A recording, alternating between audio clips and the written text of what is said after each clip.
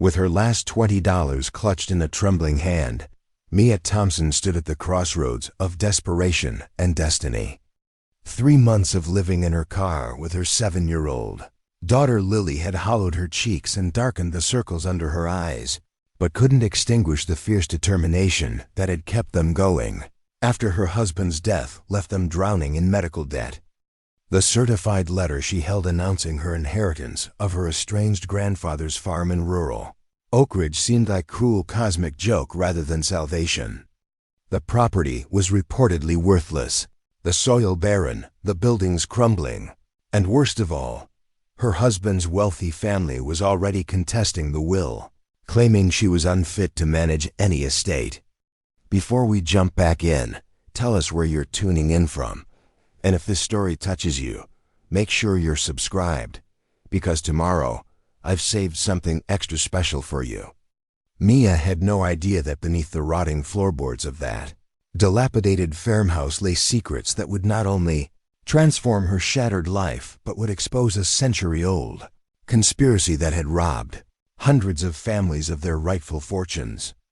The rain beat mercilessly against the windshield of Mia's 15-year-old sedan as she navigated the narrow country roads toward Rockwell Farm. The property had been in her mother's family for generations, though Mia had never visited.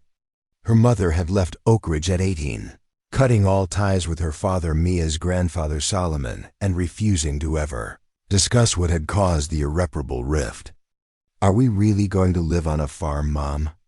Lily asked, her voice small but hopeful from the back seat. She clutched her worn stuffed rabbit, Mr. Whiskers, the one constant in a life that had become increasingly unstable since her father's passing. "I'm not sure yet, sweetheart," Mia answered honestly. "We're just going to check it out first. The lawyer said it needs a lot of work." That was an understatement, according to Walter Hayes, the elderly attorney who had tracked Mia down at the homeless shelter where she and Lily had sought refuge after 3 months of living in their car had become unbearable as winter approached. "Your grandfather Solomon was eccentric," Hayes had explained delicately. "The property has been neglected for decades. Most locals consider it worthless, but Solomon was adamant that it go to you specifically, despite never having met you." What Hayes had failed to mention was the fierce opposition from the Thornton family, Mia's late husband's relatives. James Thornton had been the beloved son of one of the region's wealthiest families until he'd fallen in love with Mia, a waitress with nothing to her name but dreams of becoming a teacher. The Thorntons had disowned him, only to return like vultures when cancer claimed him at 34, leaving Mia and Lily with nothing but crushing medical bills. Now they were contesting Solomon's will, claiming Mia was an unfit guardian who shouldn't be entrusted with any property, no matter how worthless. The dilapidated wooden sign at the property entrance was barely visible through the downpour. Rockwell Farm Est, 1887. The driveway was little more than a mud track leading to a 2-story farmhouse that looked like it belonged in a horror film. Paint peeled from the clapboard siding, several windows were boarded up, and the wraparound porch sagged dangerously on one side. "It looks haunted," Lily whispered, pressing closer to Mia as they sat in the idling car, gathering courage to make a dash through the rain. "It's just old and needs some love," Mia replied, trying to inject optimism she didn't feel. "Like a story where the ugly duckling turns into a swan, remember?" Lily nodded, but her eyes remained wide with apprehension. They made a mad sprint to the porch, huddling under the sagging roof as Mia fumbled with the ancient key Hayes had provided. The lock turned with a reluctant groan, and the door swung inward on protesting hinges, revealing darkness and the musty odor of abandonment. Mia felt along the wall for a light switch, surprised when the antique fixture overhead actually flickered to life. "The utilities are still on," she remarked with genuine shock. "Mr. Hayes made arrangements," came a voice from behind them, causing both Mia and Lily to jump. A tall, broad-shouldered man in his 40s stood on the porch, rain dripping from his battered cowboy hat. "Sorry to startle you. I'm Jack Bennett, caretaker of the neighboring property." Hayes asked me to check in, make sure you found the place all right. We did, thank you, Mia replied cautiously, instinctively drawing Lily closer. Years of hardship had taught her to be wary of unexpected kindness. Bennett seemed to sense her hesitation. I've left some firewood on the porch and some basic supplies in the kitchen. The old furnace is temperamental at best. Call if you need anything, my number's by the phone in the kitchen. With a nod, he turned and disappeared back into the rain before Mia could properly thank him. The farmhouse interior was like stepping into a time capsule. Heavy wooden furniture from another era filled the living room. Bookshelves lined the walls, packed with volumes whose titles Mia couldn't make out through the dust. A stone fireplace dominated one wall, and above it hung a portrait of a stern-faced man with piercing blue eyes that seemed to follow her movements. Is that him? Great-Grandpa Solomon? Lily asked, her voice hushed as if they were in a museum. I think so, Mia answered, studying the face for any resemblance to her mother or herself. There was something in the set of the jaw, perhaps, that reminded her of her own determination. As darkness fell, Mia managed to start a fire in the ancient fireplace and prepare a simple meal from the supplies Bennett had left. They ate sitting on cushions before the fire, as most of the furniture was covered in dust sheets. Lily, exhausted from the journey and overwhelmed by their new circumstances, fell asleep wrapped in an old quilt Mia had found in a cedar chest. Alone with her thoughts, Mia wandered through the main floor, trying to assess what she'd gotten them into. The house was in disrepair, but not beyond saving. The bones seemed solid, though everything needed updating. In the corner of the living room stood a massive oak desk, its surface covered with papers, ledgers, and dusty file folders. Mia approached it hesitantly, feeling like an intruder despite being the legal owner of everything around her. This was where she would need to start sorting through paperwork to determine what needed to be kept and what could be discarded. As she began organizing the scattered documents, Mia found mostly what she expected: utility bills, property tax statements, equipment maintenance records. But buried beneath the mundane paperwork, she discovered a leather-bound journal wedged beneath a stack of agricultural magazines. The binding was worn, its pages yellowed with age.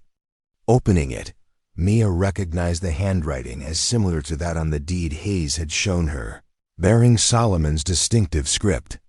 Preparing and narrating this story took us a lot of time, so if you are enjoying it, subscribe to our channel. It means a lot to us.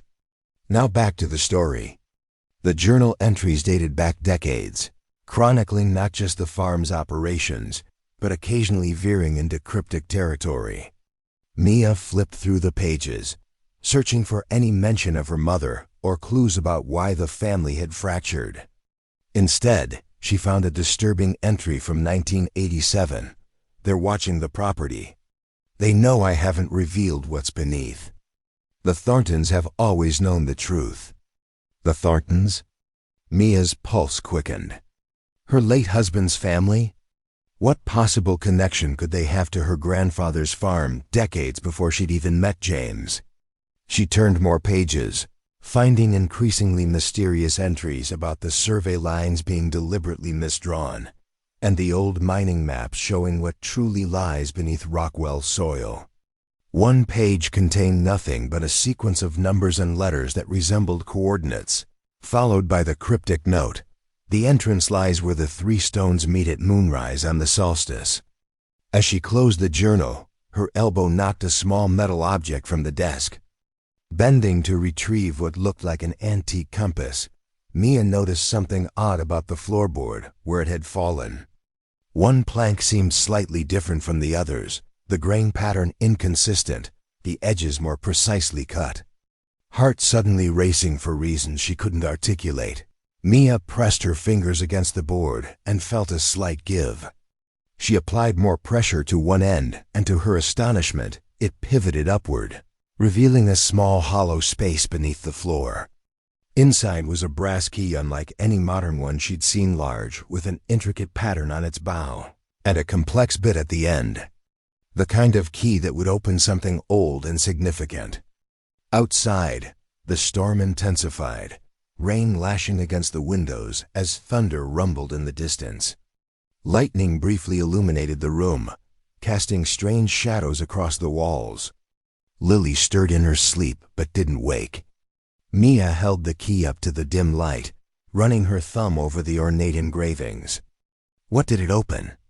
And what did it have to do with the Thornton family, who were at that very moment trying to take this inheritance from her? She returned to the desk, searching more thoroughly. In a drawer beneath stacks of old correspondence, she found a small metal box locked with a simple latch. The brass key didn't fit this lock, but a letter opener from the desk drawer worked as an improvised PRY tool. Inside was a yellowed map of the property, much larger than she'd been led to believe, with several areas marked with strange symbols. One location was circled repeatedly, a spot behind the barn labeled only with the initials, GM's. Beneath the map was a black and white photograph of 3 men standing before what appeared to be a mine entrance. One was clearly a younger Solomon, his stern expression already forming.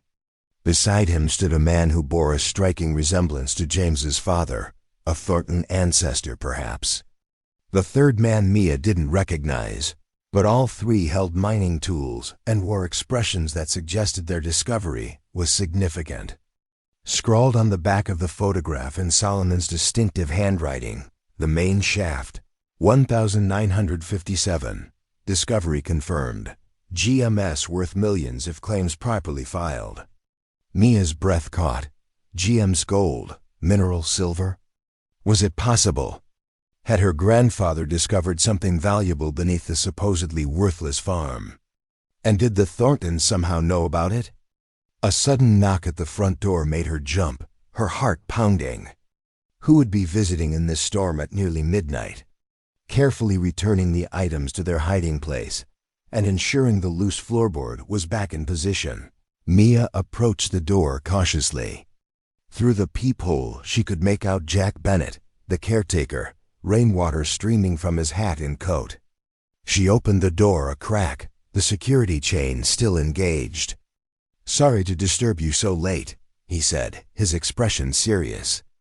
"But I thought you should know, there's a car parked about half a mile down the road. Black SUV with tinted windows. Been there about an hour." "Could be anyone," Mia suggested, though a chill ran down her spine. Bennett shook his head. "Not around here, not at this hour, not in this weather.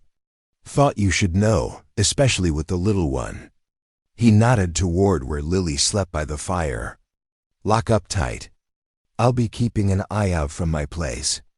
After he left, Mia double-checked all the doors and windows, suddenly aware of how vulnerable they were in this isolated farmhouse. The Thornton family was wealthy and influential. If they suspected what Mia was beginning to, that this worthless property might actually contain something valuable, what might they do to ensure it remained in their control? Sleep eluded her as she sat beside Lily, the fire slowly dying to embers. Her mind raced with questions. Why had her mother never mentioned any of this? What had caused the rift between her and Solomon? And most pressingly, was there really something valuable hidden on this property, something worth millions as the photograph suggested? Dawn arrived with weak sunlight filtering through the grime-covered windows. The storm had passed, leaving a sodden landscape and a clear sky. Mia had dozed off sometime in the early hours, waking with a start as Lily shook her gently. "Mom, someone's outside," she whispered, her eyes wide. Mia sprang to her feet, peering through the front window. A sleek black Cadillac Escalade was parked in the muddy driveway, and a tall man in expensive suit was making his way toward the porch, picking his way carefully around puddles. "Stay inside," Mia instructed Lily, straightening her rumpled clothes before opening the door just as the man was about to knock. "Mrs. Thompson?" The man offered a practiced smile that didn't reach his eyes. "Richard Thornton, James's uncle. I don't believe we've had the pleasure." He extended a manicured hand which Mia reluctantly shook. "What brings you here, Mr. Thornton?" Mia asked, making no move to invite him inside. "Concern primarily," he replied smoothly. "This property is in terrible condition, hardly suitable for a child." His eyes moved past her to where Lily stood in the doorway. "Our family was quite surprised to learn of Solomon Rockwell's bequest to you." There must have been some confusion on the old man's part. "There was no confusion," Mia countered. "Mr. Hayes explained that my grandfather was very specific about his wishes." Thornton's smile tightened. "Yes, well, Hayes is nearly as ancient as Solomon was. Regardless, I've come with a proposition that might benefit everyone. The Thornton Foundation is prepared to offer you $50,000 for the property, far more than it's worth in its current state. You could make a fresh start somewhere more appropriate for a young mother and child." The amount was tempting enough to secure an apartment and give them stability for a few months while Mia found work. But after what she'd discovered last night, $50,000 seemed suspiciously low if there was indeed something valuable on the property. "That's very generous," Mia said carefully, "but I'm not ready to make any decisions yet. We've only just arrived." Something hardened in Thornton's expression. "I understand, but I should warn you, country living isn't for everyone. Isolated properties like this can be dangerous. Accidents happen. Fires, structural collapses. It would be tragic if anything happened while you were evaluating your options." The thinly veiled threat hung in the air between them. Mia felt a surge of protective anger. "Thank you for your concern, Mr. Thornton. I'll be sure to have the property thoroughly inspected. Now, if you'll excuse us, we have a busy day ahead." As Thornton returned to his vehicle, Mia noticed Jack Bennett watching from the edge of the property, his stance suggesting he'd been prepared to intervene if necessary. The caretaker nodded to her once before disappearing back into the tree line. "Mom, who was that man?" Lily asked once they were alone. "Someone who knew your dad's family," Mia answered, not wanting to frighten her daughter with the full truth. "He wanted to buy the farm from us." "Are we going to sell it?" Lily's voice held a note of disappointment. Despite its condition, the farm represented stability after months of uncertainty. "Not yet," Mia decided. "First, I think we need to explore what Great-Grandpa Solomon left for us. There might be more here than meets the eye." Over breakfast prepared on the ancient but functional stove, Mia formulated a plan. She needed to understand what GMS meant and why the Thorntons were so interested in a supposedly worthless property. Most importantly, she needed to find what the brass key opened. "Can we explore outside?" Lily asked, her initial fear of the property giving way to childish curiosity now that daylight had transformed the foreboding shadows into merely shabby reality. "Yes, but stay where I can see you," Mia cautioned. "Some of the buildings might not be safe." The farm spread out before them as they stepped onto the porch. Once productive fields now reclaimed by wild grasses stretched toward distant woods. A weathered barn listed slightly to one side, and several outbuildings stood in various states of disrepair. Beyond them, hills rose gently, marking the property's boundaries. It was larger than Mia had initially thought, encompassing at least 100 acres from what she could see. "Was Great-Grandpa Solomon a farmer?" Lily asked as they made their way toward the barn. "I think so once," Mia replied. "But he must have stopped farming a long time ago." The barn's heavy sliding door protested with a groan of rusted metal as Mia pulled it open. Inside, shafts of sunlight cut through gaps in the roof, illuminating dancing dust motes. Farm equipment sat abandoned, an old tractor, various implements whose purposes Mia couldn't identify, tools hanging from pegs on the wall. Everything was covered in a thick layer of dust and cobwebs. While Lily cautiously explored the safer areas of the barn, Mia consulted the property map she'd brought from the house, looking for the area marked GMS. According to the map, it should be located behind the barn, near a formation of 3 large boulders. "Lily, stay inside the barn for a minute.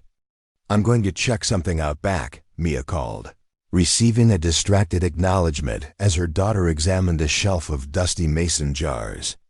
Behind the barn, the land sloped upward toward a wooded hillside. Mia picked her way through overgrown grass, comparing landmarks to the map. After about 100 yards, she spotted them, 3 massive boulders arranged in a rough triangle, just as the map indicated. They seemed deliberately placed, too uniform to be a natural formation. As she approached, Mia noticed something odd about the ground between the stones. While the surrounding area was lush with overgrowth, the triangular space defined by the boulders was relatively bare, the soil a different color.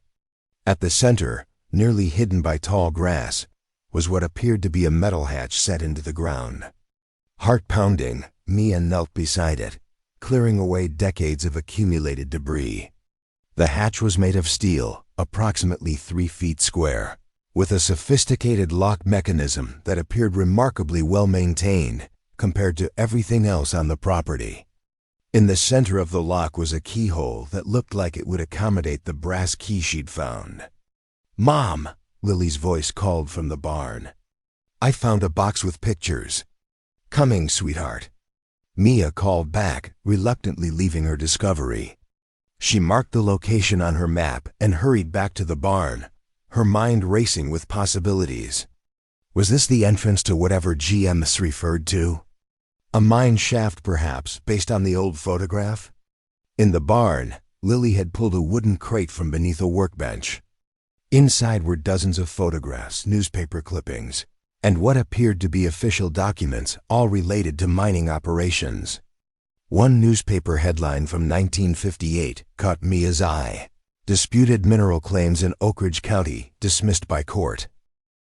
The accompanying article detailed how Solomon Rockwell had filed claims for gold, silver, and rare mineral deposits allegedly discovered on his property, only to have them dismissed when survey maps presented by Thornton Mining Corporation showed the deposits were actually located on their adjacent land. Solomon had accused the Thorntons of falsifying survey data, but lacked evidence to prove his allegations. "Look at this, Mom." Lily held up a photograph of a smiling young woman standing beside Solomon, a woman who bore a striking resemblance to Mia's mother. On the back was written, "Elizabeth, age 16, at the secondary shaft entrance. She understands what was stolen from us and will continue the fight if necessary." Mia's mother had known about whatever was hidden on the property. Had she fled not because of a rift with Solomon, but to escape the conflict with the Thorntons? And if so, why had she never returned or explained any of this to Mia? Their exploration was interrupted by the sound of vehicles approaching. Mia hurried to the barn entrance to see 2 black SUVs pulling up beside the farmhouse. Richard Thornton emerged from the first, accompanied by 2 men whose suited appearance couldn't disguise their intimidating physiques. From the second vehicle stepped a woman in her 60s, elegantly dressed and moving with the confidence of someone accustomed to authority. "Margaret Thornton," Mia whispered, recognizing James's grandmother, the family matriarch who had never acknowledged Lily even after James's death. "Who are they, Mom?" Lily asked, sensing Mia's tension. "People we need to be careful around," Mia answered truthfully. "Stay behind me, okay?" They watched from the barn as the Thorntons and their associates entered the farmhouse without so much as a knock. The casual violation of their space sent a surge of anger through Mia. "What do we do?" Lily asked, her voice small. Before Mia could answer, she heard the rumble of another vehicle, Jack Bennett's pickup truck, skidding to a stop beside the SUVs. The caretaker emerged with a shotgun in hand, though he kept it pointed downward as he strode toward the house. "Stay here," Mia instructed Lily, placing her in a corner of the barn hidden from the entrance. "Don't come out until I call for you, no matter what you hear." With the property map and the brass key secured in her pocket, Mia hurried toward the confrontation unfolding on her porch. As she approached, she could hear raised voices, Bennett demanding the Thorntons leave private property, Margaret Thornton's icy response claiming they had every right to be there as the rightful stewards of the region's resources. Mrs. Thompson. Richard Thornton's tone shifted to false geniality as he spotted Mia. We were just explaining to your friend here that we're conducting a routine inspection as part of the ongoing legal proceedings regarding this property. There are no ongoing legal proceedings that would authorize you to enter my home without permission, Mia countered, a confidence in her voice that surprised even her. This property belongs to me and my daughter, legally bequeathed by Solomon Rockwell. Margaret Thornton stepped forward, her steel-gray eyes appraising Mia coldly. My dear, you're out of your depth. This dispute dates back long before you were born. Solomon Rockwell was a thief and a fraud who spent decades trying to steal what rightfully belongs to the Thornton family. Interesting perspective, Mia replied. I've been finding evidence that suggests exactly the opposite, that the Thorntons falsified survey data in the 1950s to steal mineral rights that belonged to my grandfather. A flicker of alarm crossed Margaret's composed features. Whatever delusion Solomon passed on to you will find no sympathy in any court. The surveys were verified by county officials. Officials on the Thornton payroll? Bennett interjected. Everyone in these parts knows how your family operates. Mrs. Thornton. Margaret ignored him, focusing on Mia. Be reasonable. You're a homeless widow with a young child. This property is worthless for farming. The soil was depleted decades ago. Take our offer $100,000 now and spare yourself years of pointless legal battles you cannot win. The doubled offer confirmed Mia's suspicions. The Thorntons were desperate to acquire the property, which meant whatever lay beneath it was significant. I appreciate your concern for our welfare, Mia said, matching Margaret's cold tone. But we'll be staying. Now please leave my property before I call the sheriff. A mistake, Margaret said softly. One I hope you don't come to regret too severely. With a nod to her associates, she returned to her vehicle, Richard following after throwing a look at Mia that contained equal parts anger and calculation. As the SUVs pulled away, Bennett lowered his shotgun. You've stirred up the hornet's nest now, he observed. They'll be back with lawyers, maybe worse. Why are you helping us? Mia asked directly. You don't know me. Bennett's weathered face softened slightly. I knew Solomon. He was a good man, driven half-mad by what the Thorntons did to him. He hired me 10 years ago to keep an eye on the place. Told me someday his granddaughter might come to claim what was rightfully hers. I didn't expect you'd be quite so. He gestured vaguely at her disheveled appearance. Desperate? Mia supplied with a hint of dark humor.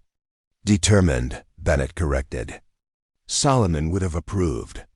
Now, you'd better show me what you've found that's got the Thorntons so rattled, they'd send the family matriarch herself to deal with you. Mia led Bennett to the farmhouse where she showed him the journal, map, and photograph from beneath the floorboard. As the caretaker examined the materials, Lily returned from the barn, clutching a small metal box she'd discovered. Look what I found, Mom, she exclaimed, setting the rusted container on the kitchen table. Unlike the other discoveries, this box had a simple clasp that opened without need of a key.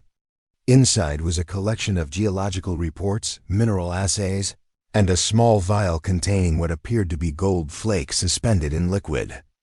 Bennett whistled softly as he examined the contents. Solomon always maintained there was a major gold deposit on this property, along with silver and something else, a rare earth mineral used in electronics now, though back then it wasn't worth much. The GMS he marked on the map stands for gold, magnetite, silver. The Thorntons knew about it because Solomon originally partnered with Thomas Thornton, Richard's father, to develop the mine. So what happened? Mia asked, spreading the documents across the table. According to Solomon, the Thorntons falsified the survey boundaries once they realized how valuable the deposit was. They used their influence with county officials to have the claim recordings altered. When Solomon tried to fight it, They threatened him, said they'd make sure he'd never sell an ounce of grain in the county again if he didn't drop it. Why didn't he just sell the farm and move away? Mia wondered. Bennett's expression grew solemn. Because he'd discovered the main vein was accessible from his property, through an entrance the Thorntons didn't know about. He spent years secretly mining small amounts, enough to sustain himself without drawing attention. But he always believed someday he'd find a way to prove the Thorntons had swindled him and reclaim the entire deposit. And did he? Find proof? Mia asked. I don't know. He became increasingly secretive in his final years. All I know is he was absolutely certain the property rightfully belonged to his bloodline, and that someday justice would be served. Mia looked at the brass key she'd found. I think I know what this opens. There's a metal hatch between the 3 boulders behind the barn. Bennett's eyes widened. That must be the secondary shaft entrance. Solomon never showed me that, said some secrets were for family only. Then let's go see what my grandfather wanted his family to find, Mia said, gathering the most important documents into a backpack. Lily, stay close to me. The 3 made their way back to the stone triangle, where Mia knelt beside the metal hatch. The brass key slid perfectly into the lock, turning with surprising ease given its age. The hatch opened to reveal a set of metal rungs leading down into darkness. Wait here with Lily, Mia instructed Bennett. If I'm not back in 30 minutes, take her somewhere safe away from the Thorntons. Mom, no! Lily protested, grabbing Mia's arm. What if you get hurt down there? Mia hugged her daughter tightly. I'll be careful, I promise. But we need to know what's down there before the Thorntons come back. Mr. Bennett will protect you if anything happens. Using the flashlight from her phone, Mia began her descent. The air grew cooler as she climbed down, carrying the earthy scent of soil and something metallic. After about 20 feet, her feet touched solid ground. The beam of her flashlight revealed a tunnel shored up with ancient timbers, extending into darkness. The passage was surprisingly well maintained, with no sign of collapse or major deterioration. Solomon had clearly invested significant effort in its upkeep. Mia followed the tunnel, which sloped gently downward for about 50 yards, before opening into a larger chamber. What she saw there made her gasp. The walls glittered in her flashlight beam veins of gold and silver, threading through the rock like frozen lightning. Mining equipment stood ready for use picks, shovels, even a small cart on rails. In the center of the chamber stood a wooden table bearing more recent equipment, digital scales, modern testing kits, and a laptop computer that appeared only a few years old. Solomon had been actively working this mine until recently, far more recently than anyone knew. On the table was a leather-bound ledger, different from the journal Mia had found in the house. Inside were meticulous records of ore extracted, processed, and sold through various anonymous channels. According to Solomon's calculations, he had extracted over $2 million worth of precious metals. In the last decade alone, a fortune he had apparently secreted away somewhere. But more significant was a folder labeled Proof. Inside, Mia found the original survey documents from the 1950s, alongside modern GPS coordinates and geological mappings. Solomon had been building a case, documenting how the Thorntons had fraudulently altered property boundaries to claim the mineral rights. According to his notes, the main deposit, worth an estimated $150 million at current market rates, lay directly beneath Rockwell Farm, with only a small portion extending onto Thornton land.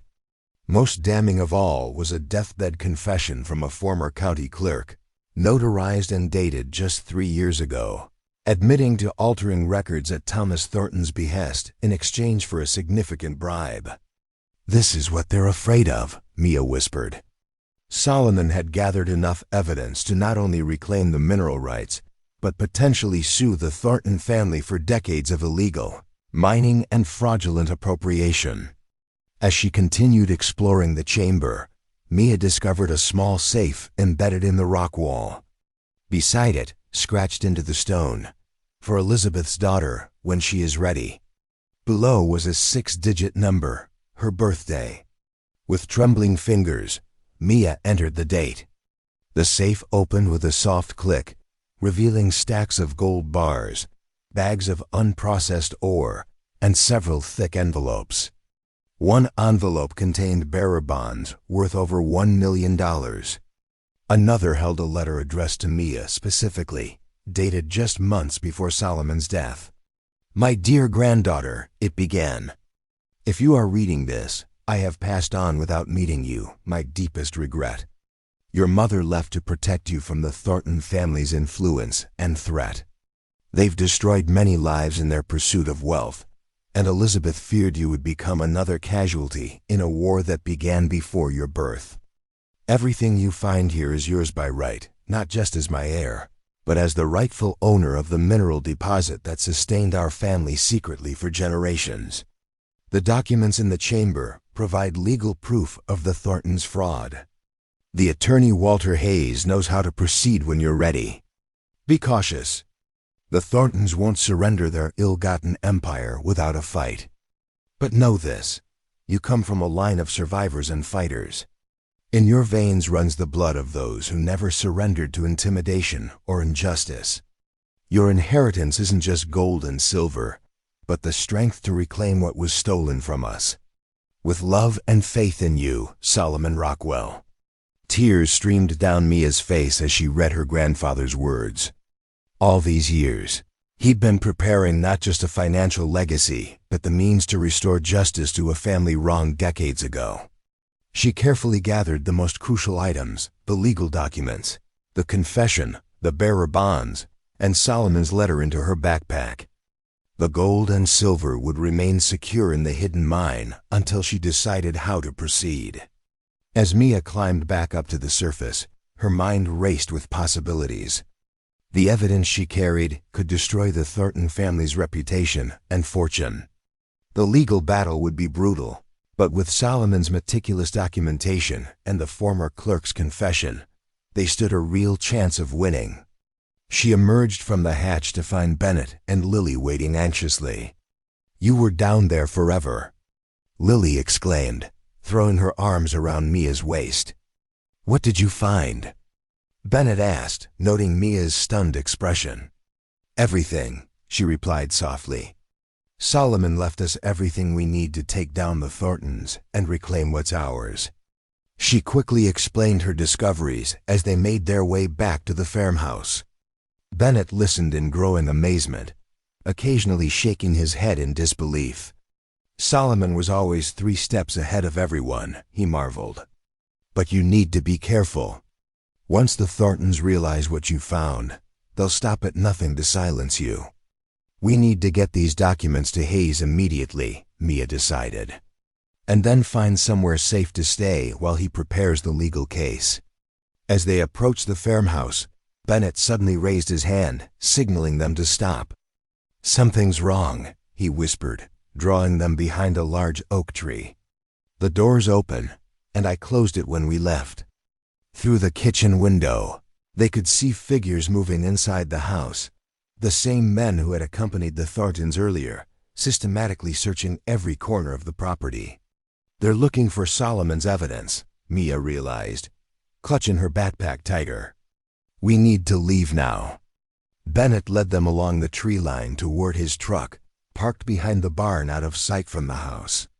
They had almost reached it when the crack of a branch behind them made them freeze. "Mrs. Thompson," Richard Thornton's voice called smoothly, "I believe you have something that belongs to my family." They turned to find him standing 20 yards away, a pistol held casually at his side. His expression was calm, almost regretful.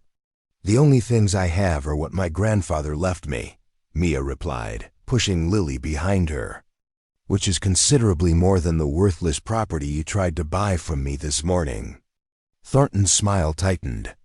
"Solomon Rockwell was a thief who stole geological data from my father and spent decades trying to undermine our rightful claims. Whatever you found in that mine is Thornton property."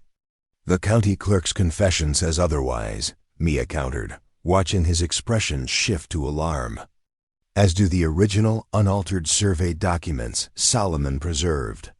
Your family falsified boundaries, bribed officials, and stole a fortune that rightfully belonged to the Rockwells. Those are serious accusations, Thornton said, his voice hardening as he raised the pistol slightly. Accusations that would be difficult to prove if those documents were to disappear along with anyone who's seen them. Bennett subtly shifted, placing himself between Mia, Lily, and Thornton. "You're making a mistake, Richard," he warned. "This isn't the 1950s when your family could make people disappear without consequences." "On the contrary," Thornton replied. "Some things never change. This will simply be another unfortunate accident on a dilapidated property, a tragedy for the homeless widow and her daughter who unwisely tried to live in an unsafe structure." Before he could raise the pistol further, the sound of sirens cut through the air. Multiple sheriff's vehicles appeared on the road leading to the farm, lights flashing. "I called them before we left the house," Bennett explained as relief washed over Mia.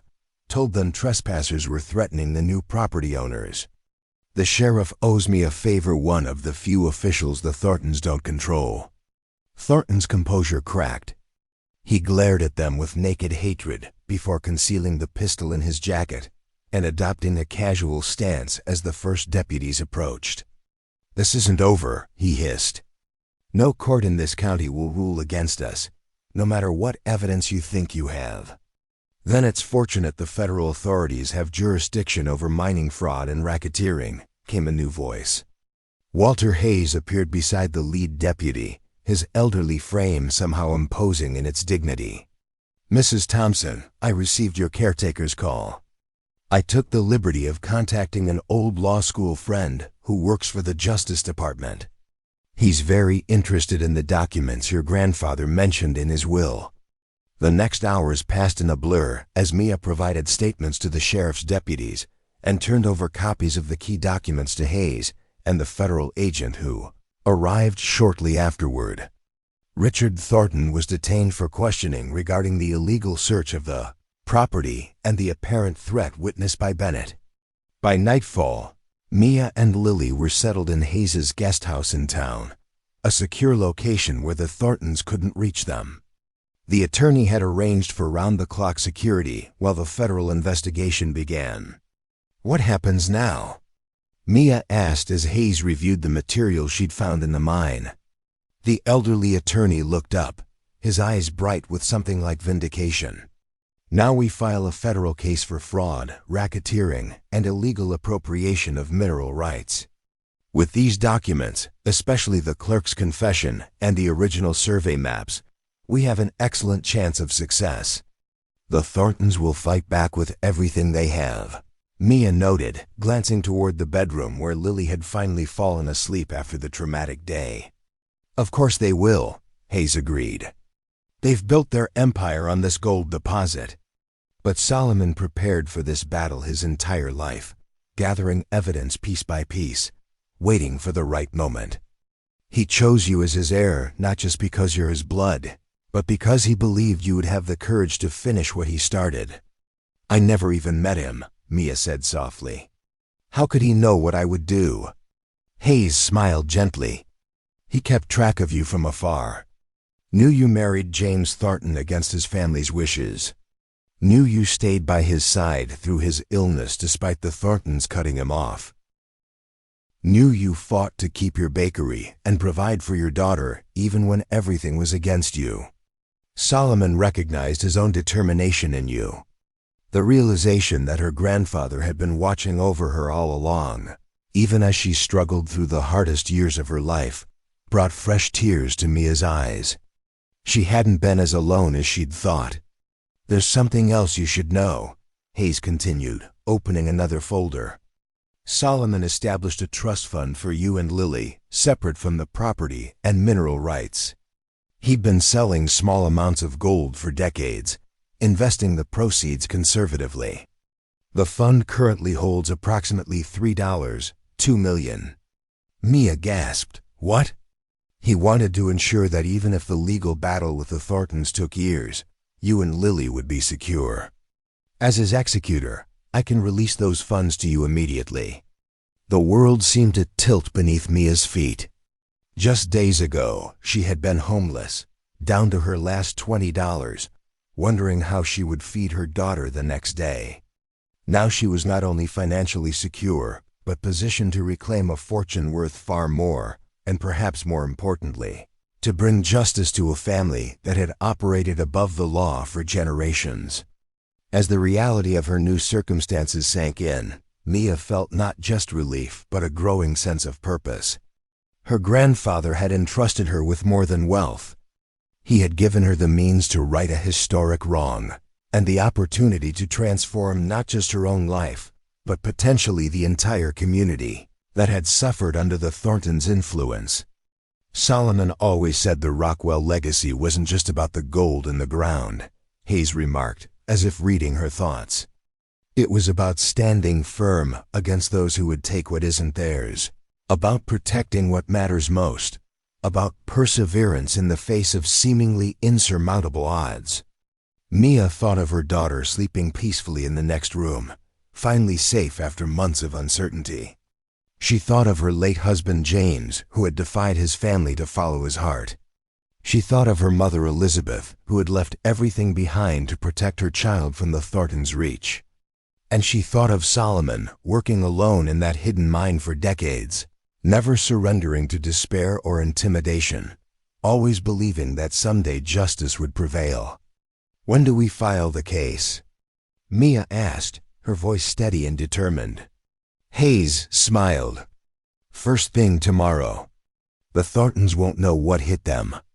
As Hayes gathered his papers to leave, Mia stepped onto the porch of the guest house. The night was clear, stars spread across the sky like diamonds on black velvet. Somewhere in the distance lay Rockwell Farm, not the worthless property the Thorntons had tried to buy for a pittance, but the gateway to a fortune they had stolen generations ago. More importantly, it was her heritage, the physical embodiment of her family's resilience and determination. Solomon hadn't just left her gold and silver. He had bequeathed her the chance to rewrite a story of injustice that had shaped 3 generations of her family. Tomorrow would bring the beginning of a legal battle that might take years to resolve. The Thorntons would deploy every resource at their disposal to maintain their ill-gotten empire. But for the first time since James's death had sent her life spiraling into poverty and desperation, Mia felt equal to the challenge ahead. She wasn't just fighting for wealth or even justice in the abstract. She was fighting for her daughter's future, for her family's legacy, and for every person the Thorntons had ever bullied, cheated, or threatened into submission. As she turned to go back inside, Mia caught a glimpse of her reflection in the window glass. Behind the exhaustion and worry that had become permanent fixtures on her face, she could see something new emerging, the same determined set of the jaw she had noticed in Solomon's portrait, the unflinching gaze of someone who would not be intimidated or defeated. "Thank you, grandfather," she whispered to the night sky. "I won't let you down." Inside, she checked on Lily once more, tucking the blanket around her sleeping form. Tomorrow would be another challenging day in what promised to be a long struggle. But they would face it with resources they hadn't possessed just days ago: financial security, powerful allies, compelling evidence, and most importantly, the knowledge that they were continuing a fight for justice that had spanned generations. The homeless widow and her daughter, once dismissed as irrelevant by the powerful Thornton family, now held the keys to their downfall. It wasn't just gold that lay hidden beneath Rockwell Farm, it was truth. And like the precious metal itself, the truth would endure, waiting patiently to be brought into the light. The morning light spilled through the curtains of Hayes's guest house, finding Mia already awake, reviewing the documents spread across the dining table. Sleep had been elusive, her mind racing with the implications of everything she'd discovered. The weight of her grandfather's trust felt both empowering and daunting, a chance to reclaim her family's legacy, but also to confront one of the region's most powerful families. A gentle knock on the door revealed Hayes, impeccably dressed despite the early hour, accompanied by a tall woman with silver-streaked hair pulled into a severe bun. "Mia, this is Catherine Reeves," Hayes introduced her. "Former federal prosecutor, now one of the top mining rights attorneys in the country. She's agreed to take our case." Reeves extended a firm hand. "Walters told me the basics. I've been trying to build a case against the Thorntons for years, but never had the evidence. What you've found changes everything." As Lily slept, the three adults gathered around the dining table, with Reeves examining each document methodically. Her expression remained professional, but Mia noticed a spark of excitement growing in her eyes. "This clerk's confession alone would merit an investigation," she observed, setting aside the notarized statement. "But combined with the original unaltered survey documents and Solomon's meticulous record-keeping." She looked up at Mia. "Mrs. Thompson, your grandfather has provided us with the foundation for a historic case. But the Thorntons have connections throughout the county," Mia pointed out. "Richard implied no local court would rule against them." Reeves smiled thinly. "Which is precisely why we're filing in federal court. Mining fraud crossing multiple decades, racketeering, potential environmental violations. This case is far beyond local jurisdiction. Moreover, these documents suggest the Thorntons have been systematically evading federal taxes on their mining operation by misreporting the source and volume of their extractions." "How long will this take?" Mia asked, thinking of Lily and their future. "Years, potentially," Reeves answered honestly. "Cases of this magnitude aren't resolved quickly, especially against opponents with virtually unlimited resources for delay tactics. The trust fund will ensure you and Lily are secure during the litigation," Hayes reminded her. Solomon anticipated a long battle. Mia nodded, feeling a renewed appreciation for her grandfather's foresight. "And the farm? Is it safe for us to return there?" Hayes and Reeves exchanged glances. "The sheriff has posted deputies at the property for now," Hayes explained. "But I wouldn't recommend living there until we've taken formal legal steps to protect your interests. The Thorntons' initial reaction will be aggressive. We need to file for emergency injunctions immediately," Reeves added, "to prevent any further mining operations on the disputed land and to secure all entrances to the underground deposit from both properties." As they finalized their strategy, Lily emerged from the bedroom, rubbing sleep from her eyes. The adults paused their discussion, and Reeves offered a warm smile that transformed her severe appearance. "You must be Lily," she said. "Your great-grandfather left some very important things for your mom to find." Lily studied this stern-looking attorney before deciding she was trustworthy. "Is that why the scary men were at our farm? Because of the treasure?" "Something like that," Mia confirmed, pulling her daughter into a hug.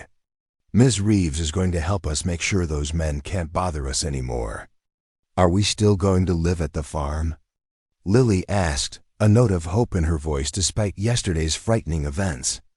Already, the dilapidated property represented more stability than they'd known in months. "Not right away," Mia explained gently. "We need to make sure it's safe first. But Mr. Hayes has found us a place to stay in town while we work things out." Hayes nodded. "A small house just a few blocks from here, nothing fancy, but comfortable and secure. The trust fund can cover it easily." As they prepared to leave for the courthouse to file the initial documents, Mia's phone rang a number she didn't recognize. "Mrs. Thompson," came a familiar voice when she answered. "Daniel Thornton. I believe we need to talk." Mia tensed, putting the call on speaker so Hayes and Reeves could hear. "I think our families have said everything necessary to each other." "Not quite," Daniel replied, his tone surprisingly conciliatory. "I'm calling without my family's knowledge.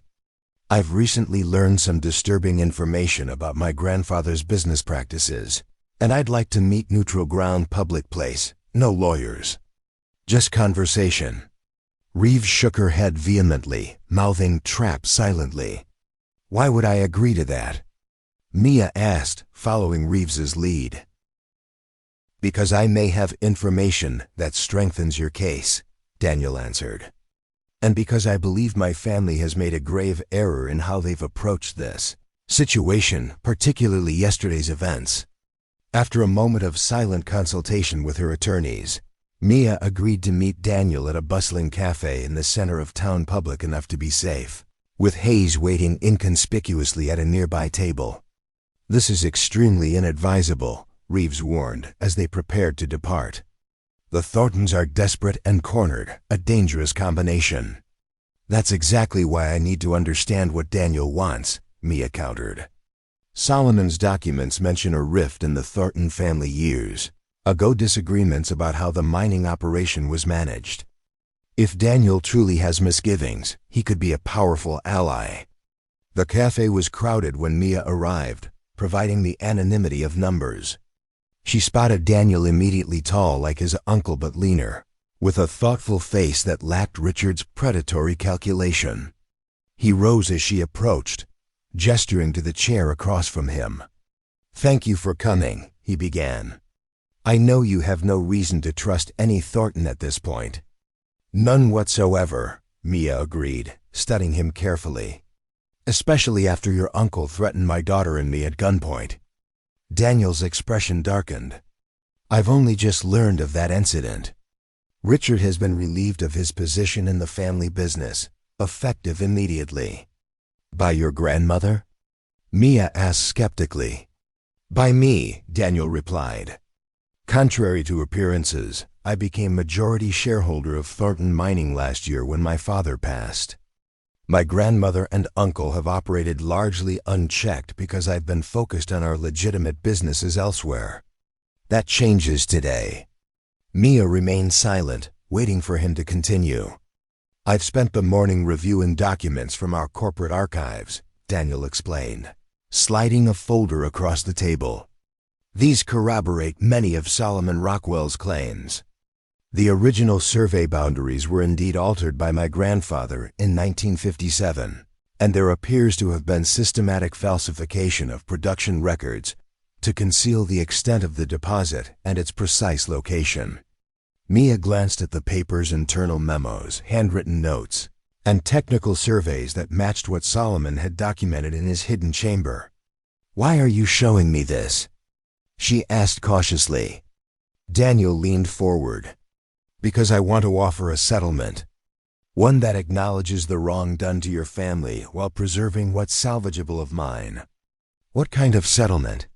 "Full acknowledgement of the Rockwell claim to the mineral rights. Compensation for all gold and other minerals extracted illegally since 1957. With interest, our accountants estimate that figure at approximately $63 million. A public apology from the Thornton family. And a 30% stake in the legitimate, properly licensed mining operation we would establish together moving forward." Mia blinked, stunned by the unexpectedly comprehensive offer. "Why would you do this?" Daniel's expression was solemn. "3 reasons. First, it's the right thing to do. I've built my reputation in business on ethical practices, and I won't perpetuate a fraud begun by my grandfather, no matter the cost. Second, the alternative is worse. If this goes to federal court, the Thornton family won't just lose the mine, will face criminal charges, massive fines, and the complete destruction of businesses that employ hundreds of people in this region. And third," he hesitated, "James was my cousin. I respected his decision to marry for love rather than family advantage. The way my family treated him during his illness was unconscionable. I can't undo that, but I can ensure his widow and daughter receive what they're rightfully owed." Mia sat back, processing his words. The offer was generous by any standard, life-changing money and ongoing income from the mine, without years of uncertain litigation. "I'll need to consult my attorneys," she said finally. Daniel nodded. "Of course. But there's a complication. My grandmother and uncle don't know I've approached you, and they're planning their own countermove. Richard may have been sidelined officially, but he still has considerable influence with certain members of the board." "What kind of countermove?" They've filed emergency motions to have the entire Rockwell Farm property condemned as unsafe, citing yesterday's confrontation as evidence of dangerous conditions. They're also attempting to challenge Solomon's mental competency at the time he changed his will to name you as beneficiary. Mia's anger flared. Your family is relentless. The old guard is, Daniel agreed. But they don't speak for all of us anymore. I need your answer within 48 hours before their legal maneuvers gain traction. Back at Hayes's office, Mia relayed the conversation to her legal team. Reeves examined Daniel's documents with professional skepticism. These appear authentic, she admitted reluctantly. And the offer is surprisingly fair, more than fair, actually. The question is whether we can trust Daniel to honor it when his family will undoubtedly fight him every step of the way. There's also the matter of Solomon's wishes, Hayes added quietly. He spent his life building a case for full restoration of his rights. Would he want you to settle, even for such a substantial amount? Mia considered this as she watched Lily drawing contentedly in the corner of the office. Her daughter's future security was paramount, more important than abstract notions of complete vindication. Solomon wanted justice, she said slowly. But he also wanted to ensure his family was protected. I think he would understand pragmatism, especially if it means Lily and I can move forward without years of ugliness and uncertainty. Reeves nodded. If you want to accept Daniel's offer, we'll draft settlement terms that protect your interests completely, ironclad guarantees, independent auditing of the mining operation, full disclosure of all historical extraction data. And what about the rest of the Thornton family? Mia asked. Daniel may be sincere, but his grandmother and uncle tried to intimidate us off the property just yesterday. That's the greatest risk, Hayes acknowledged. Even as majority shareholder, Daniel will face significant internal opposition. Their discussion was interrupted by a commotion in the outer office. The door burst open to reveal Margaret Thornton herself, imperious and rigid with fury, flanked by two men in expensive suits. So it's true, the family matriarch spat, her cold gaze fixed on Mia. My grandson has betrayed his family heritage to negotiate with you behind our backs. Reeves rose, interposing herself between Margaret and Mia. Mrs. Thornton, this is a private legal consultation. I must ask you to leave immediately. Margaret ignored her. Whatever Daniel has offered you, I'm prepared to double it with one condition. You sign a comprehensive non-disclosure agreement and leave this county permanently. Take your money and your child and disappear. The naked hostility in the elderly woman's voice sent a chill through Mia. This wasn't just about business or mineral rights, this was personal, a vendetta spanning generations. Mrs. Thornton, Mia replied calmly, I'm not interested in being paid to disappear. My grandfather left me more than money, he left me the truth about what your family did to him. That truth deserves to be acknowledged, not buried under more secrecy. Margaret's composure cracked, revealing the rage beneath. Your grandfather was a thief who tried to steal what belonged to the Thorntons. Just like your mother tried to steal my son away, filling his head with nonsense about love and family beyond his proper station. The outburst froze everyone in the room. Even Margaret's companions looked uncomfortable at this unexpected revelation. My mother? Mia whispered, stunned. What does she have to do with this? Margaret realized her error too late, pressing her lips into a thin line of displeasure. Hayes stepped forward, his elderly frame somehow imposing in the tense silence. Perhaps Mrs. Thornton is referring to the fact that Elizabeth Rockwell and Thomas Thornton, Jr., her son, were romantically involved before Elizabeth left town abruptly in 1990. Mia stared at the older woman, pieces suddenly falling into place. My father was a Thornton? The implications were staggering. If true, it meant James hadn't just married outside his social circle. He had unwittingly married his own cousin. Margaret's expression confirmed it before she could regain her composure. That gold-digging tramp trapped my son, just like you trapped James. The Rockwells have been trying to infiltrate my family for generations, trying to steal what we built. That's enough, grandmother. Daniel Thornton stood in the doorway, his expression a mixture of disgust and resignation. You've said more than enough. The room fell silent as Daniel entered, closing the door firmly behind him.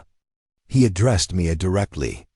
I had planned to discuss this with you privately, but since my grandmother has forced the issue. Yes, Thomas Thornton Jr. was your biological father. He wanted to marry your mother, but my grandparents threatened to disinherit him. When Elizabeth discovered she was pregnant, she left town rather than face their wrath or force Thomas to choose between her and his family. So James was... Mia couldn't finish the sentence. Your first cousin, Daniel confirmed gently, though neither of you knew it. My father, Thomas's brother, suspected the connection, but kept it quiet at my grandmother's insistence. Margaret remained rigid with fury. This changes nothing. The Rockwell claim is still fraudulent, and we will fight it through every court in this country if necessary. No, we won't, Daniel countered firmly. The board meeting this morning was quite clear. As CEO and majority shareholder, I've been authorized to negotiate a full settlement acknowledging the Rockwell claim and compensating the family for decades of illegal extraction.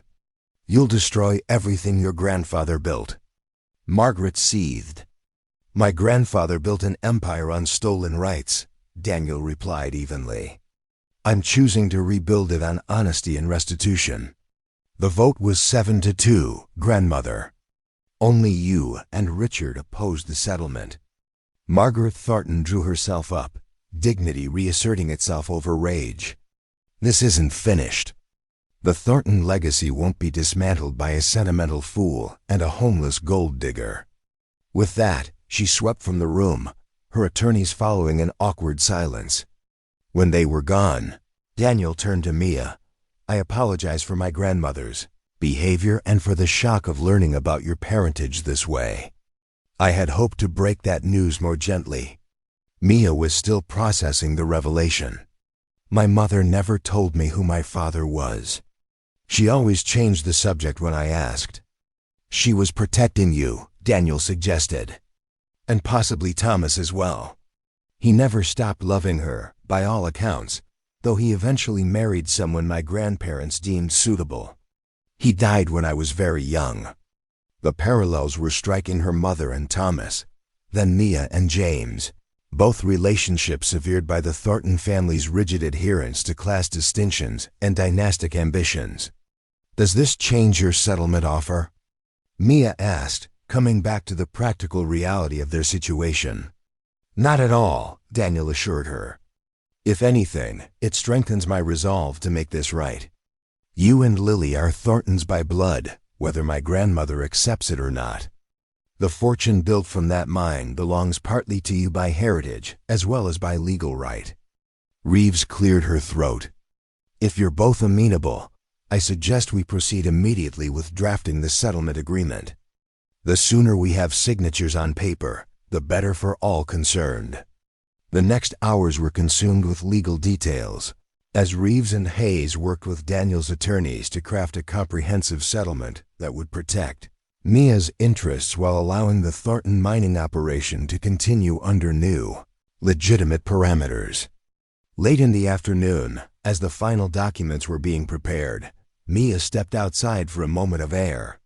The day's revelations had left her emotionally drained.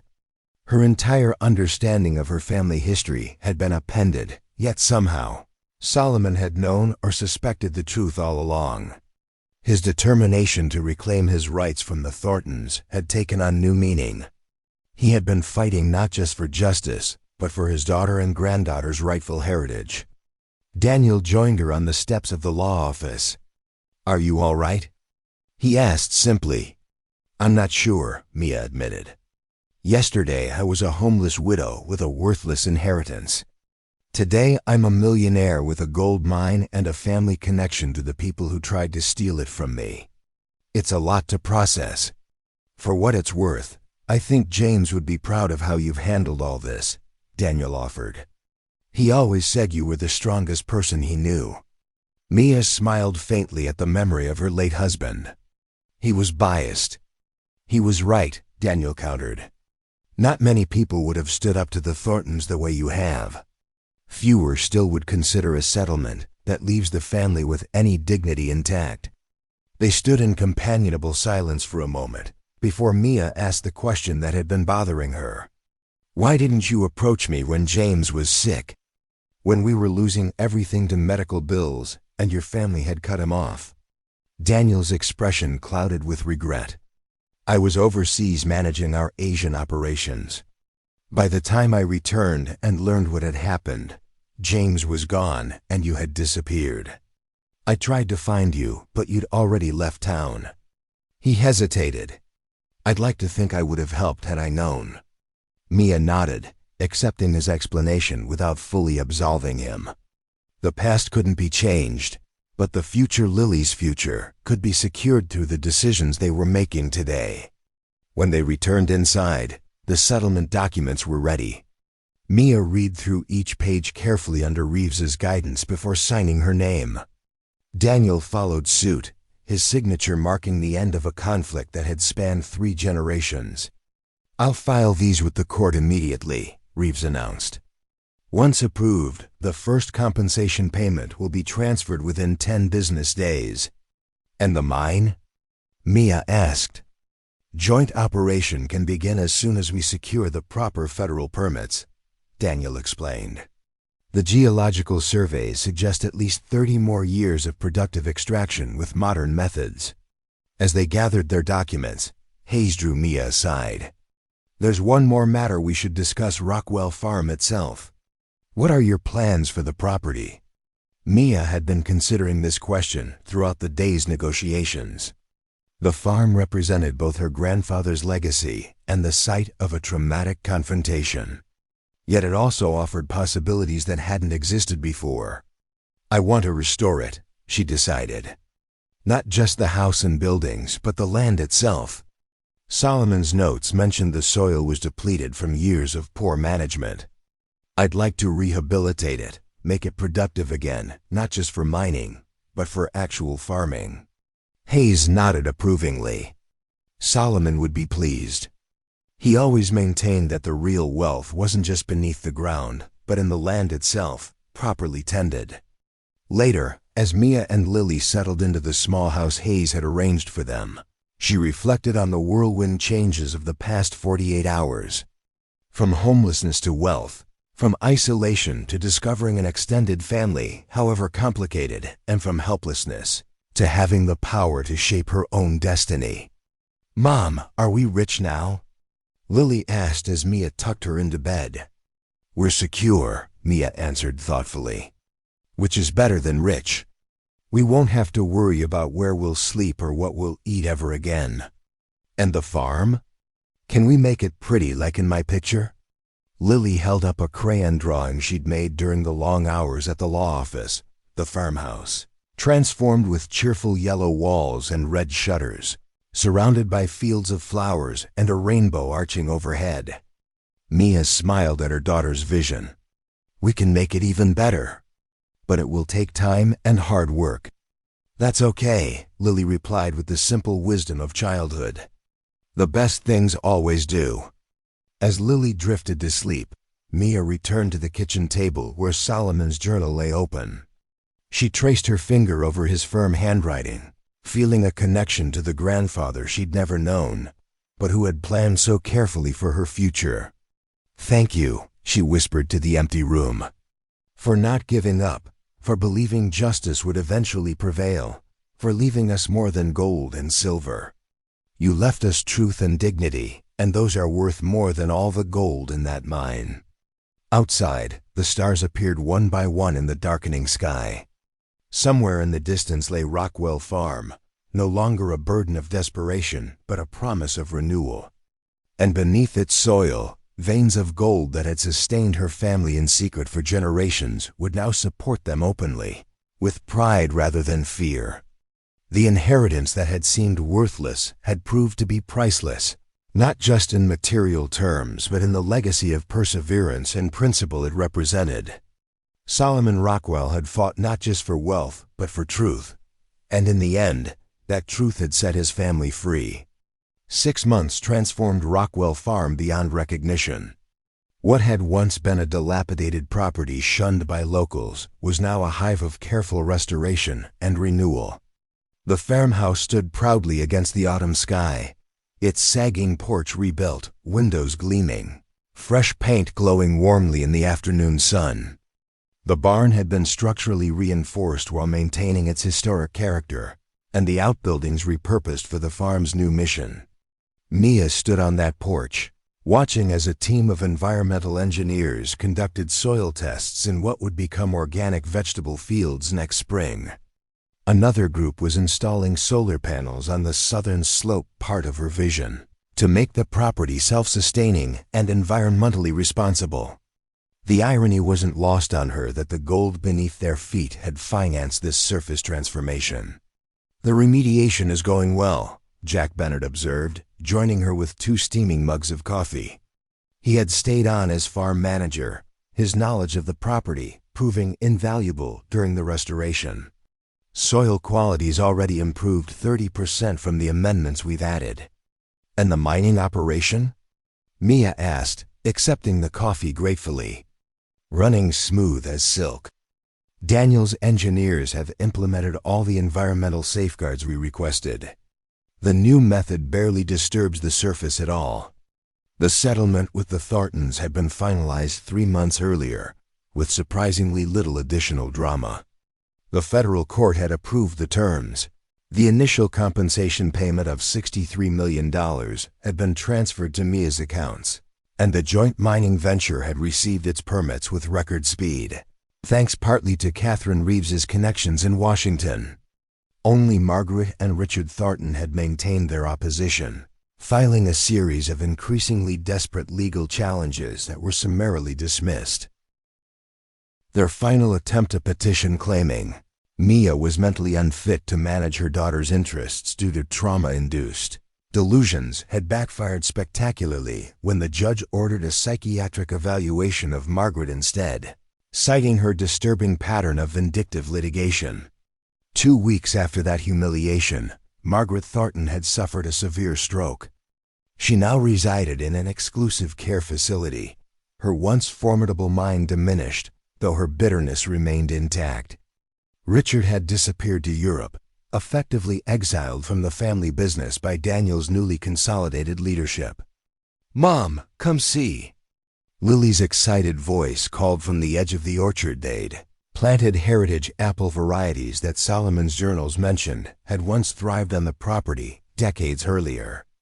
Mia found her daughter kneeling beside a small sapling, carefully placing stones in a decorative circle around its base. "I'm making it pretty," Lily explained. "And Dr. Chun said rocks help keep the moisture in the soil."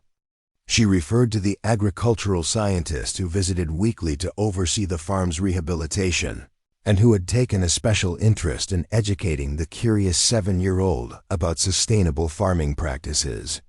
"It looks beautiful," Mia agreed, struck by how much her daughter had flourished in these past months.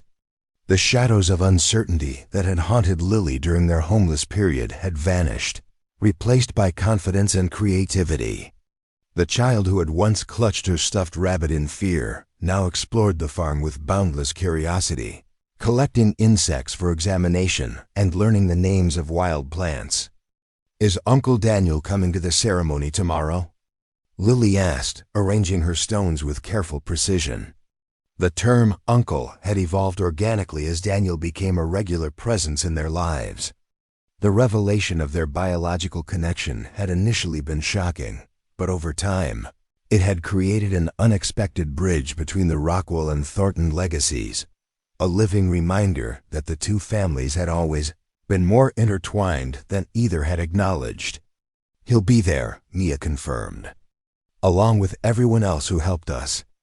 Tomorrow marked the official opening of the Solomon Rockwell Foundation for Sustainable Agriculture and Environmental Justice, the nonprofit organization Mia had established with a significant portion of the settlement funds.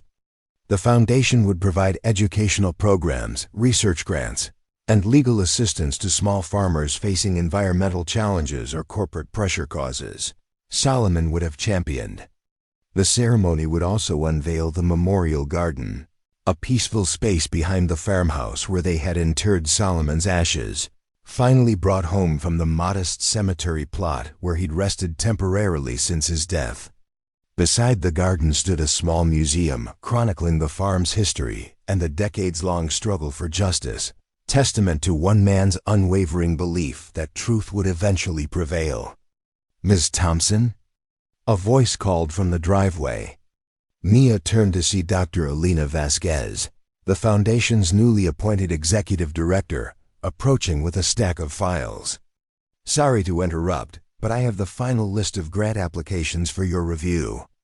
28 farmers from across the state seeking assistance with everything from drought mitigation to fighting pipeline easements through their properties." "I'll be right there," Mia responded, giving Lily a quick hug before heading toward the farmhouse's new east wing, which housed the foundation's offices.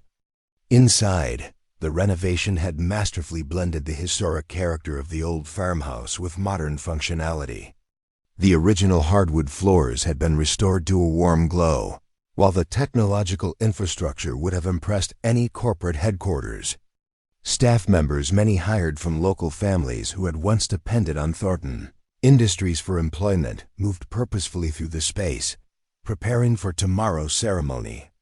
In her office, Solomon's former study, now restored with his desk as its centerpiece, Mia reviewed the grant applications with Dr. Vasquez.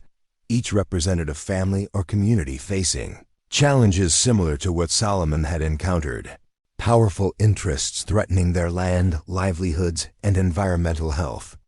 "I'd like to fund them all," Mia decided, closing the last file. "Set up site visits so we can determine the specific support each needs beyond financial assistance." Vasquez smiled. "I thought you might say that. I've already started scheduling the visits." She hesitated before adding, "There's one more thing. Margaret Thornton's nurse called this morning. She's asking to see you." Mia stilled, surprised by the request. She had visited Margaret once after her stroke, a tense encounter where the elderly woman had been unable to speak but had communicated, her continued hatred through eyes that remained sharp with resentment. "Did she say why?" "Apparently, she's been reviewing family albums with her therapist, part of her cognitive rehabilitation. She found something she wants to show you. The nurse thinks it might be important." Mia considered declining. The legal battles were over, the settlement finalized. There was no practical need to engage with Margaret again. Yet something, perhaps Solomon's influence, urged her toward closure rather than continued animosity. "I'll go tomorrow afternoon, after the ceremony," she decided. That evening, as sunset painted the rolling hills in gold and crimson, guests began arriving for the pre-ceremony dinner. Hayes came with his grandchildren, his frail frame belying the sharp legal mind that had helped orchestrate their victory. Catherine Reeves arrived with federal officials interested in the innovative mining practices being implemented. Farmers and environmental advocates from across the region mingled with local families who had quietly supported Solomon through his decades of isolation. Daniel Thornton arrived last, bringing news that had the gathering buzzing with excitement. "The federal investigation into the historical mining fraud has uncovered evidence of similar schemes in 3 other counties," he announced. "Families who lost their mineral rights decades ago, just like the Rockwells, may finally see justice." As darkness fell, lights illuminated the grounds, transforming the once abandoned property into a beacon visible for miles around. Standing on the porch, watching her daughter proudly showing Hayes's grandchildren the apple tree she had helped plant, Mia felt a profound sense of rightness, as if pieces of a complex puzzle had finally aligned. "Solomon would be proud," Bennett said quietly, joining her at the railing. "Not just of the foundation or the farm, but of how you've managed to transform conflict into cooperation." Mia smiled. thinking of the mining operation that now employed dozens of local workers under the joint Rockwell-Thornton banner, the environmental restoration projects expanding to neighboring properties, the educational programs already taking shape for the coming spring. "He spent his life fighting for justice," she replied. "But I think what he really wanted was restoration of the land, of the truth, of his family's place in the community." The next morning dawned clear and crisp, perfect weather for the ceremony that brought over 200 people to Rockwell Farm. Local media covered the event, fascinated by the story of the homeless widow who had inherited what appeared to be a worthless property, only to discover a fortune and a family legacy of perseverance. Standing at the podium erected near Solomon's Memorial Garden, Mia looked out at the gathered crowd, a community united not by the divisions of the past, but by hope for the future. "My grandfather Solomon Rockwell never gave up," she began. "Not when powerful interests stole what was rightfully his. Not when he was isolated and labeled as crazy for speaking truth to power. Not when decades passed without justice. He kept faith that someday the truth would prevail." But Solomon's vision wasn't just about righting a historical wrong. It was about stewardship of the land, of resources, of community trust. "The gold beneath this farm is valuable, but what grows above it, what we build together on this soil, that's the true legacy he wanted to leave." As she spoke, Mia saw tears in many eyes, including Daniel's.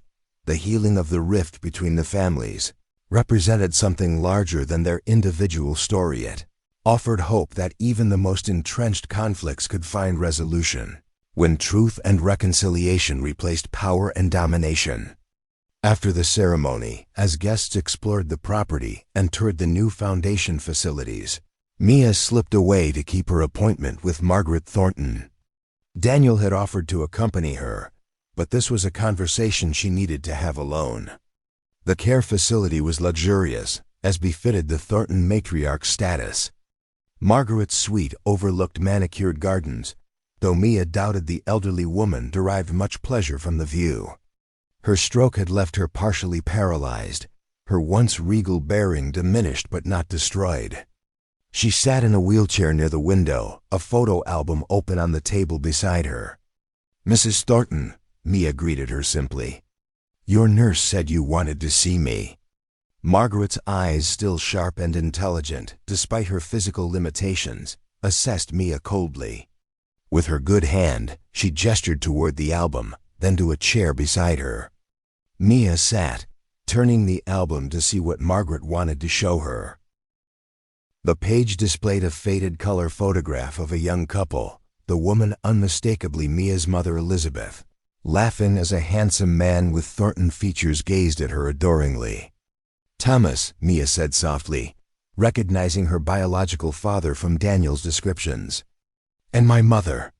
Margaret made a struggle to form words through her stroke-damaged speech centers. With visible effort, she pointed to the date written below the photo. Summer 1989. Mia turned the page to find more images of the couple hiking mountain trails, picnicking beside a lake, Thomas presenting Elizabeth with a small box that clearly contained a ring. They looked blissfully happy, their love evident in every captured moment. "I don't understand," Mia said, looking up at Margaret. "I thought you opposed their relationship, that you threatened to disinherit Thomas if he stayed with my mother." Margaret struggled visibly, frustration crossing her features at her inability to speak clearly. Finally, she managed 2 words, "Not me." She pointed to another photograph, this one showing an older man with Thomas's features but colder eyes. Thomas Thornton Sr., Margaret's husband and Daniel's grandfather, the family patriarch who had built the mining empire on stolen claims. With trembling fingers, Margaret turned to the final pages of the album. There, Mia found something unexpected: hospital photos of her mother holding a newborn baby, with Margaret sitting beside the bed, her expression not hostile but tender. Another showed Thomas proudly cradling his infant daughter, while a third captured Elizabeth and Margaret in what appeared to be a nursery, arranging baby clothes together. "You didn't reject her," Mia whispered, understanding slowly dawning. You accepted their relationship. Margaret nodded, tears welling in her eyes. With tremendous effort, she forced out more broken words. My husband, threatened, both. The story Margaret couldn't fully articulate began to take shape in Mia's mind. It hadn't been Margaret who opposed Thomas and Elizabeth's relationship. It had been Thomas Sr., the family patriarch whose fortune was built on fraud. Margaret had apparently supported them, perhaps even helped them plan for their future together. What happened? Mia asked gently. Margaret struggled to point at the next page newspaper clippings announcing Thomas Thornton Sr. as death in late 1989, just months before Mia's birth. Obituaries praising his business acumen and community leadership, with no mention of the methods he had used to acquire his fortune. After death, Margaret managed. Wanted. You both. Home. The revelation stunned Mia. Margaret hadn't driven Elizabeth away. She had tried to bring her back after Thomas Sr.'s death removed the threat he posed. Something else had kept Elizabeth and Thomas apart, something Margaret still didn't understand after all these years. A nurse entered with medication, pausing when she saw Mia. Mrs. Thornton tires easily, she warned. Just a few more minutes. Mia nodded, turning back to Margaret.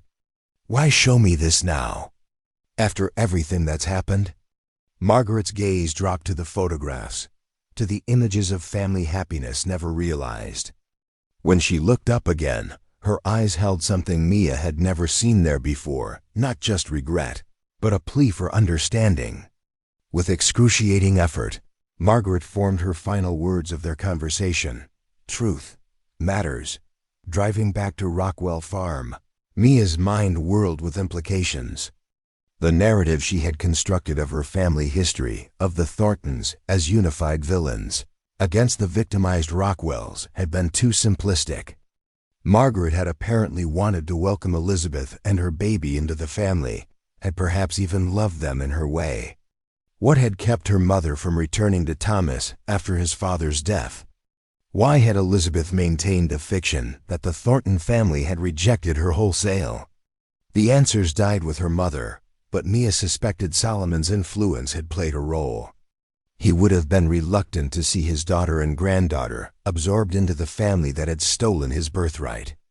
When Mia returned to the farm, the celebration was winding down. She found Daniel helping Lily feed the horses they'd recently acquired, gentle creatures rescued from a closing therapeutic riding program. How was it? He asked, noting her thoughtful expression.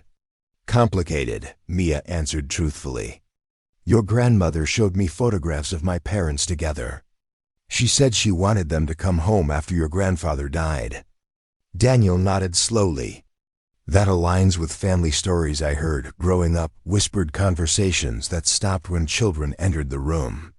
My father once mentioned that grandmother had prepared a nursery at the main house, expecting Thomas to bring his new family home after grandfather's funeral. Why didn't she tell me this earlier? Before the settlement, before all the legal battles? Pride, probably, Daniel suggested. And decades of bitterness calcifying into something immovable. The Margaret who wanted to welcome your mother in 1990 isn't the same woman who opposed our settlement. Life hardened her, especially after Thomas died, still grieving for Elizabeth. That evening, as twilight settled over Rockwell Farm, Mia sat in Solomon's study, now her own, reviewing her grandfather's journals with fresh eyes. The entries following her mother's departure revealed a complex mix of protection and possession, love intertwined with a determination that his daughter and granddaughter would never be claimed by the family that had stolen his legacy. Had Solomon's righteousness ultimately cost her mother happiness? Had Elizabeth fled not just Thomas Sr.'s threats, but also her father's unyielding stance against reconciliation? The full truth was lost to time, buried with those who had made these fateful choices decades ago. Yet as Mia closed the journal, she felt not resentment, but a profound acceptance.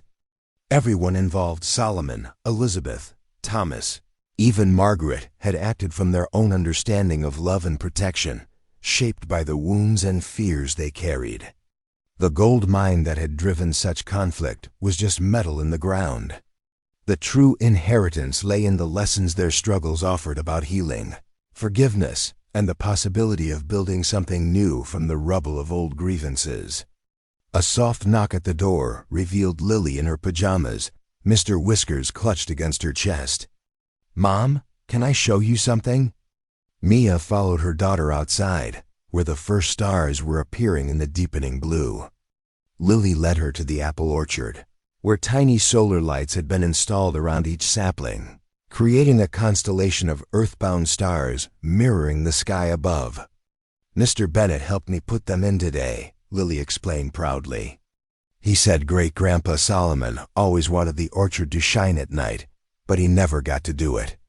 The simple beauty of the illuminated orchard, these trees that would take years to mature, that Lily would watch grow throughout her childhood, symbolized everything the Rockwell Farm had become. A place of patient renewal, of light emerging from darkness, of healing taking root in soil once poisoned by greed and betrayal. "It's perfect," Mia said, kneeling to embrace her daughter. "Absolutely perfect." Later, as Lily slept peacefully in her bedroom, no longer a homeless child wondering where she would lay her head the next night, Mia stood on the porch with Daniel, watching the distant lights of mining equipment working deep beneath the neighboring property. "We broke ground on the community center today," Daniel mentioned. The old Thornton mining headquarters is being completely repurposed educational facilities, small business incubators, environmental monitoring station. Should be operational by next summer. "Your grandmother would hate that," Mia observed with a small smile. "Probably," Daniel agreed. But the Daniel Thornton she raised, the one focused solely on profit and family prestige, would have hated it too. People can change, given the right catalyst. Mia thought of the catalyst that had transformed her own life. Inheritance that had seemed worthless until she discovered its true value lay not just in gold, but in truth, in justice, in the opportunity to heal wounds that had festered for generations.